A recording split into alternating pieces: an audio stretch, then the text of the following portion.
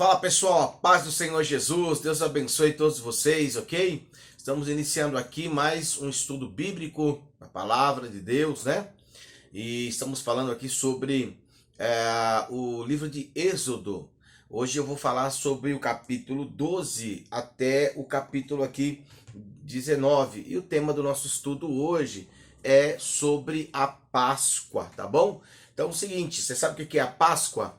Páscoa significa, a palavra Páscoa significa passar por cima, tá? Pular, né? É,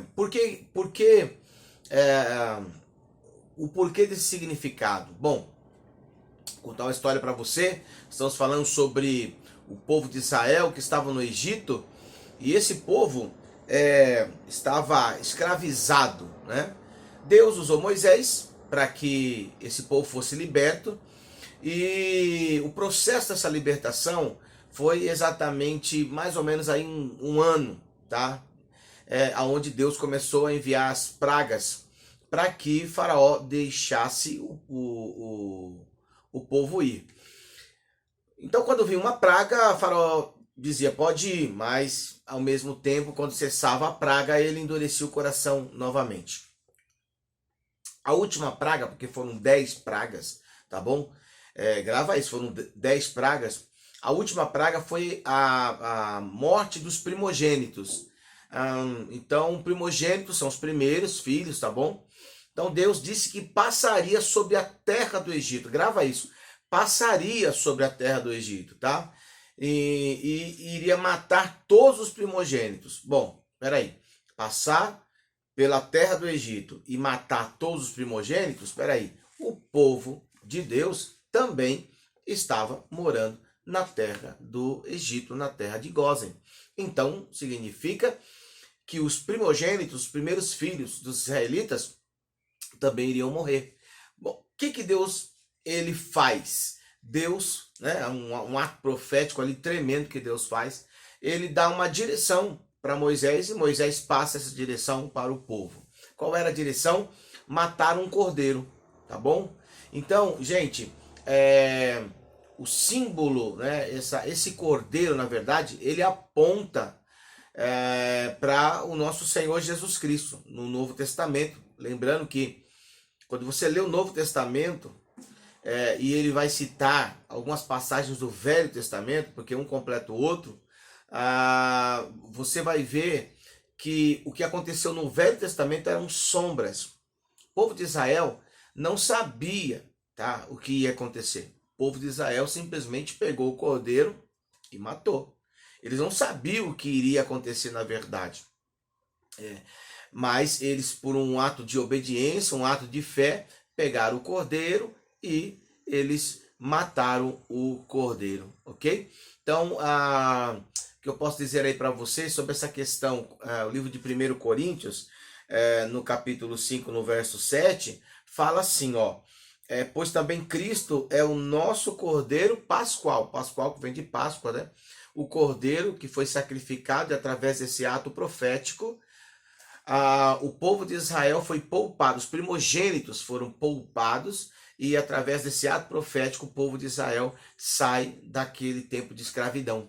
Então, Jesus, ele também é o nosso cordeiro pascual. Por quê? Porque ele também morreu na cruz do Calvário, tá bom? A morte de Jesus para a sua época era a cruz do Calvário. Ele morre como um sacrifício. A Bíblia diz assim, Deus amou o mundo de tal maneira que deu o seu Filho unigênito para que todo aquele que nele crê não pereça, não morra, mas tenha a vida eterna. Então, ele morre. E por que ele representa o Cordeiro Pascual? Porque ele morreu, aleluia, ele morreu, né, na celebração da Páscoa.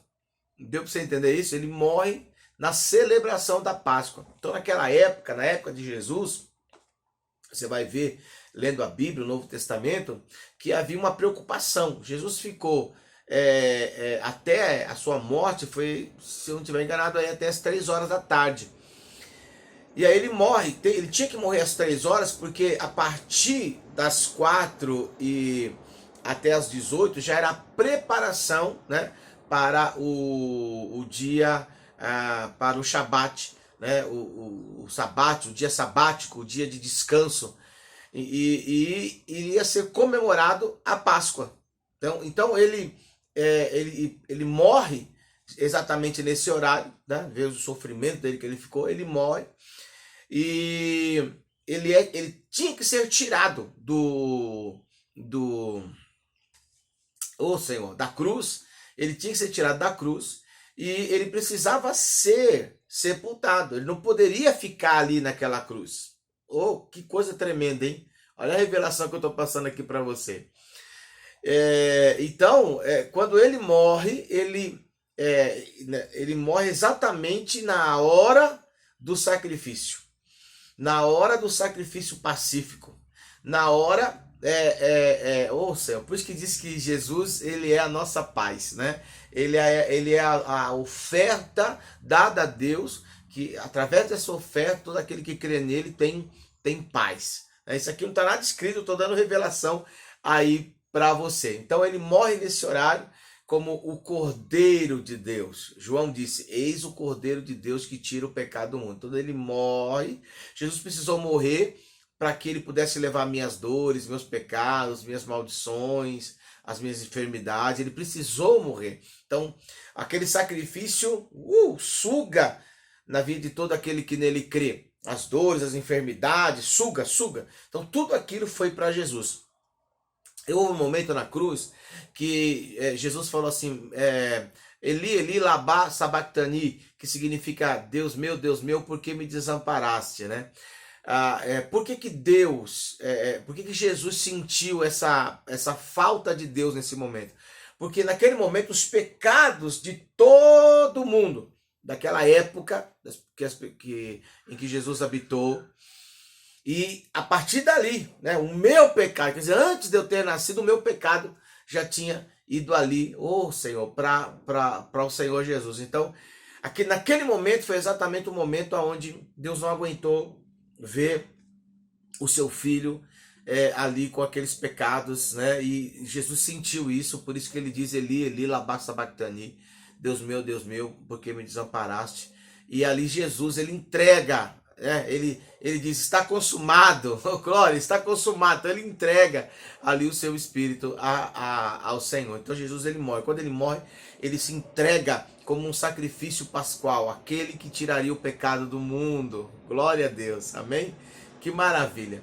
Isso é maravilhoso, não é maravilhoso? Crer num Deus como esse? Então, esse ato profético já estava sendo apontado no livro do Êxodo, tá bom? Por isso, quando você lê Êxodo capítulo 12, principalmente o capítulo 12, você vai ver ali as cenas daquilo que aconteceria com o nosso Senhor e com o nosso Salvador, tá bom? Uma outra explicação que eu quero dar aqui para você é sobre essa ordem, né? A ordem divina aqui da Páscoa. Como que tinha que ser esse ato profético? Então, primeiro, tomem um cordeiro, tá bom? Quando o livro de Êxodo capítulo 12 fala sobre tome um cordeiro, não era simplesmente o fato de ser um cordeiro imaculado que estava ali salvando aquele povo, né? Mas aquele cordeiro precisava ser morto. Deu para entender? Então, aleluia. Diz assim, quando ele diz, pega um cordeiro. Então, tudo bem, eu vou pegar o cordeiro, mas você vai ter que matar esse cordeiro. Então, todos os cordeiros naquela época que o povo de Israel pegou, estava apontando para o Senhor Jesus, né? Para o sacrifício do Senhor Jesus Cristo, tá bom? Glória a Deus. Eu quero ler aqui um versículo bíblico para afirmar isso aqui para você. Hebreus capítulo 9. Hebreus capítulo 9 diz assim, ó. Hebreus capítulo 9 e o verso aqui 28. Tá tudo na Bíblia, gente. Olha o que diz aqui a palavra de Deus. De outra forma, 28, diz assim, assim também Cristo, oferecendo-se uma só vez para levar os pecados de muitos, aparecerá segunda vez sem pecado aos que o esperam para a salvação. Bendito seja o nome do Senhor. Hebreus 9, 22, né? Vou ler agora Hebreus 9. E diz assim: quase todas as coisas, segundo a lei, se purificam com sangue, e sem derramamento de sangue não existe remissão. Então, eu juntei duas coisas. Primeiro, que Jesus é o nosso Cordeiro Pascual, tá? Segundo, que o Cordeiro precisava ser morto, tá? E tinha que haver um derramamento de sangue, porque através do derramamento de sangue existe a remissão. Remissão significa remir, né? Tornar aquela pessoa limpa, tornar aquela pessoa pura, tornar aquela pessoa justa. Então veja, olha o ato profético que eles estavam fazendo no livro do Êxodo, né? E isso estava apontando para o nosso Senhor Jesus Cristo. Bendito o nome do Senhor. Outra coisa que eu quero falar para você é sobre o próximo passo. O sangue na verga da porta. Isso aqui é muito importante, gente, porque não adianta só pegar um cordeiro e matar o cordeiro, perdão, tá? Não adianta só pegar o cordeiro e matar, tem que aplicar o sangue. Então eles tinham que pegar o sangue e eles tinham que colocar na verga das portas, das janelas. Tinha que aplicar esse sangue, não era só derramar. Então, hoje, você traz isso para os dias de hoje, não adianta só dizer assim: puxa, eu creio em Jesus, ai que legal, Jesus é o Filho de Deus. Mas é necessário aplicar esse sangue na sua vida. Glória a Deus, entendeu? Tem que aplicar o sangue de Jesus. Quando você recebe Jesus como Senhor e Salvador da sua vida, esse sangue espiritual, ele vem sobre nós. Você não vê, mas o inimigo vê, o Satanás vê, os demônios vê, o próprio Deus vê a marca desse sangue, você coberto totalmente do sangue do Senhor Jesus Cristo. E é isso que faz com que Deus olhe para você. É isso que faz com que Deus te ame. É isso que faz com que Deus ele não exerça a sua justiça na sua vida. Deu para você entender a questão da justiça? É tipo assim, porque não existe nada bom em nós, irmãos. Mas o sangue de Jesus que está sobre a nossa vida faz com que Deus olhe para nós, faz com que nós possamos ter acesso ao nosso Deus. Isso é muito importante, isso é maravilhoso, tá? Então tem que aplicar o sangue. Bom, outra coisa, gente, comam o cordeiro, tá? Então isso é um processo. Tinha que ter o cordeiro e matar o cordeiro. Tinha que pegar o sangue e aplicar o sangue. Então temos que aplicar esse sangue na nossa vida. E o próximo é comer o cordeiro. Então, veja bem, o que é comer o cordeiro? Jesus disse: eu sou o verdadeiro alimento. Ele disse isso. Se vocês estão com fome, venham a mim, né? Então, não basta apenas falar: eu conheço Jesus, gosto de Jesus, eu me simpatizo aí, sabe, Jesus é bacana. Não basta só colocar o sangue também. Tem que agora buscar o crescimento. Tem que ter crescimento. Então isso é comer o cordeiro, porque o segundo passo seria: eu recebi Jesus, e a primeira coisa, quando eu recebo Jesus, eu tenho salvação. Depois da salvação, então, eu vou para um tempo de comunhão, cresço em comunhão com Jesus, cresço num tempo de adoração com Jesus, cresço num tempo de vida cristã com Jesus e também serviço, tá bom? Então eu preciso também trabalhar, né? Trabalhar para Jesus. Deu para entender? Tá aí algumas dicas para você. O próximo passo seria: retirem o fermento, né? Então o povo de Israel retirou todo o fermento de dentro da casa deles. O fermento na Bíblia, ele representa pecado, tá? Então é um símbolo, tá bom? Porque ele leveda, né? Então, ele é um símbolo de pecado, tá bom? Então, traz isso para nós. Nós temos que analisar a nossa vida e tirar da nossa vida todo o pecado, tá? Tirar o fermento significa tirar o pecado. Como é que nós tiramos o pecado dessa casa, que somos nós? Como é que você tira o pecado? Você se enche de Cristo, você se enche da palavra, você ora mais, tem mais comunhão, tem mais adoração. Por exemplo, se você ler mais a Bíblia, se você passar mais tempo adorando, né, escutando uma música, sabe, cantando, se você passar mais tempo com a palavra, você vai se encher mais da palavra de Cristo, né? E aí, com certeza, essa bagagem do pecado que está dentro de nós, ela vai perder sua força e chegaremos a uma estatura de varão perfeito, tá? O próximo passo, que é ervas amargas, porque além de comer o cordeiro, aquele churrascão que eles estavam tendo lá, eles precisavam comer ervas amargas, tá bom? Bom, a Bíblia fala no livro de Hebreus capítulo 12, no verso 11, assim: toda disciplina no momento não parece ser motivo de alegria, né? Então veja bem, Jesus, ele provou o cálice amargo, sim ou não? Provou. Glória a Deus. Porque ele sofre por algo que ele não fez, né? Ele recebeu algo que ele não merecia, ok? O povo de Israel, eles entendem que comer as ervas amargas era para eles se lembrarem, nunca se esquecerem de que um dia eles sofreram demais. Os seus antepassados sofreram demais. Então eles têm que se lembrar disso. Jesus sofre também, né? E nós também precisamos nos abrir para esse tipo de disciplina, né? Porque, querido, queira ou não queira, a palavra de Deus, ela, quando você começa a comer a palavra, há um versículo que fala sobre comer a palavra, ela entra como se fosse uma coisa amarga, tipo assim, eu não quero, eu não desejo isso, eu não quero isso para mim. Mas depois, quando você decide obedecer, ela se torna algo doce, algo maravilhoso. Então, vale a pena, tá? E toda correção, a Bíblia fala que Deus corrige a quem Ele ama, né? Ninguém gosta de ser corrigido, mas nós precisamos entender que a correção é para que você possa ser uma pessoa melhor em Cristo Jesus, né? Você possa ser uma pessoa livre do pecado, né? Isso você só vai conseguir em Cristo Jesus, tá? E a próxima que eu quero dizer é: estejam prontos para partir. Olha aí.